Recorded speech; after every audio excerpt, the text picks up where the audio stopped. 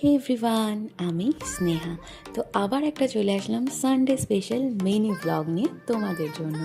তো আজকের সানডেতে না হঠাৎ করে প্ল্যান হলো, তো চলো আজকে একটু স্টার মলে যাব ঘুরে আসতে। জাস্ট এক্সপ্লোর করতে গেছিলাম, ঠিক আছে। তো সেখানে গিয়ে অনেক কিছু পছন্দ হয়েছে। আর আমরা গেছিলাম বাজার কলকাতাতে বাবা বলছে এটা আমাদের ফ্যাক্টরির, আর আমি বলছি এটা আমার বানানো। তো যাই হোক, আমরা এইসবই করছিলাম, বাবার বানানো জিনিস আমরা দেখছিলাম, আমার বানানো জিনিস আমি আমার মা বাবাকে দেখাচ্ছিলাম।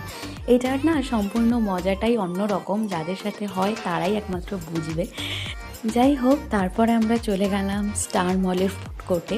আর সত্যি বলতে ফুড কোর্টে গিয়ে আমরা না প্রথমে জায়গাই পাচ্ছিলাম না, এতটাই ক্রাউড ছিল।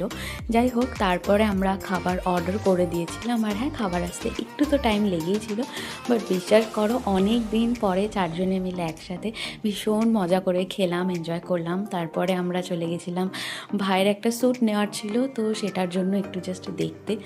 তো যাই হোক, ওর মোটামুটি স্যুটটা পছন্দ হয়েছিল।